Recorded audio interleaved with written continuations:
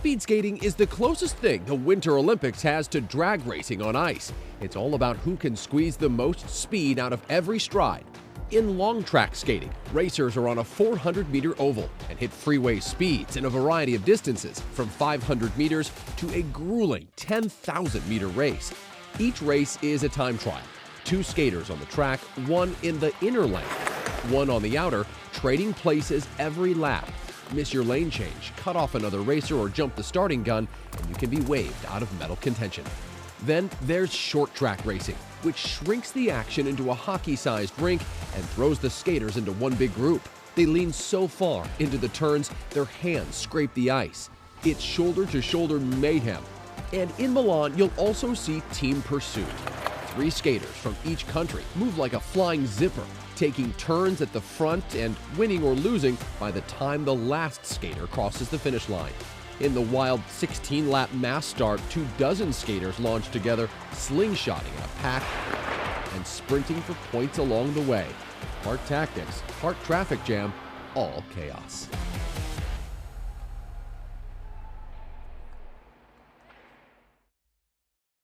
With its skiing and shooting, the biathlon is unique to say the least. It's a blend of intensity and focus. Olympic races can cover anywhere from 4.5 miles to over 12 miles. Athletes ski through a course with a rifle on their back while making 4 stops at the shooting range. There, they attempt to hit 5 targets. Each target missed results in either a time penalty or a penalty loop on the ski course. Biathlon is the only Winter Games sport that the United States has never won a medal in.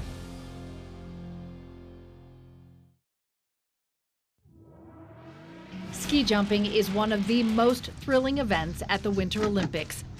Athletes race down a steep ramp, take off, then soar through the air. When you see an athlete launching off that ramp, they are literally flying for several seconds at speeds over 55 miles per hour. It's a mix of courage, technique, and precision. A tiny shift in posture can mean the difference between a medal and a crash. And just when you think it's over, the landing is crucial. Sticking it perfectly can add valuable points. 5 judges score them on distance and style. That means body position, balance, and how cleanly they land. Because the Olympians can fly more than 300 feet in the air, wind is a factor.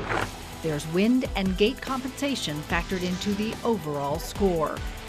Olympic ski jumping is part physics, part fearlessness, and 100% adrenaline.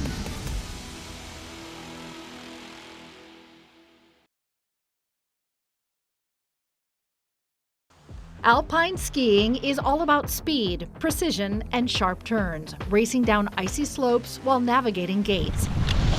There are 4 main Olympic disciplines. Slalom is tight and technical. Racers zigzag through closely spaced gates, testing agility and quick reflexes. Giant slalom opens the turns a bit, blending speed with skill. Super G, short for supergiant slalom, pushes athletes faster while still requiring precise turns.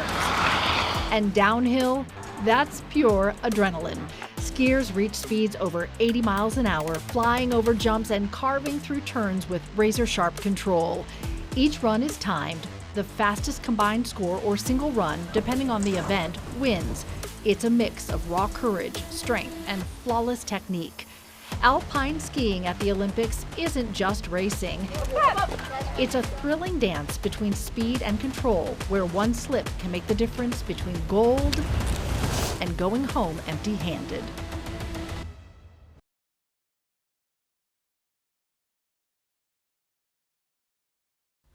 There's a new sport for Milan-Cortina, ski mountaineering, also called ski-mo. The sport requires athletes to physically climb up the mountain both on their skis and on foot before eventually removing the special climbing skins on the skis and then racing back down the mountain.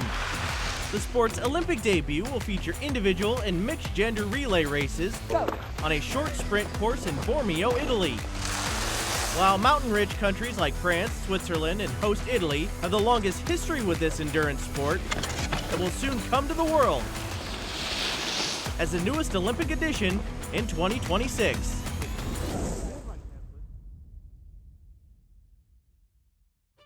Figure skating is one of the most artistic and athletic sports at the Winter Olympics. Skaters combine power, precision, and performance, all while balancing on blades just 1/8 of an inch wide. There are 4 Olympic disciplines: singles for men and women, pairs, and ice dance. Each event has 2 parts, a short program and a free skate, also called the long program. Single skaters perform jumps like the axel and lutz, where the number of rotations determines the difficulty. Pairs adds daring lifts and synchronized spins. In ice dance, they focus on intricate footwork, lifts, connection, and storytelling.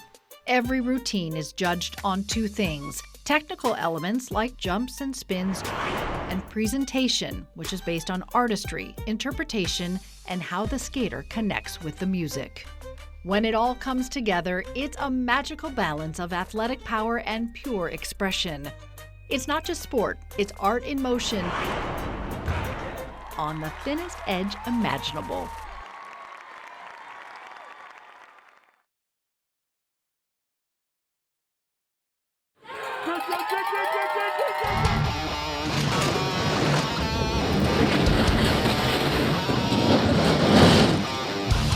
Think of bobsled as a combination of Formula One and NASCAR racing on ice, where the torpedo-shaped sleds reach speeds of up to 90 miles an hour.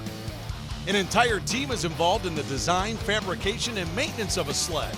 Competitions for both women and men include sleds with 2 athletes. Men also compete in a 4-person sled, while women also race in a monobob, where 1 athlete does all the work.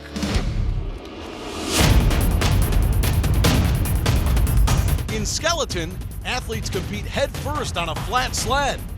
Speeds typically range between 80 and 87 miles an hour. You will see both women's and men's individual, and for the first time ever, a mixed team competition. And in luge, both men and women slide down a track lying on their backs, relying on reflexes and body balance to steer the sled. Luge is the fastest sport in the Winter Games, with speeds reaching 90 miles an hour. The blades under the sled are also sharper than bobsled and skeleton and more difficult to control. Both men and women will compete in singles and doubles, along with a team relay.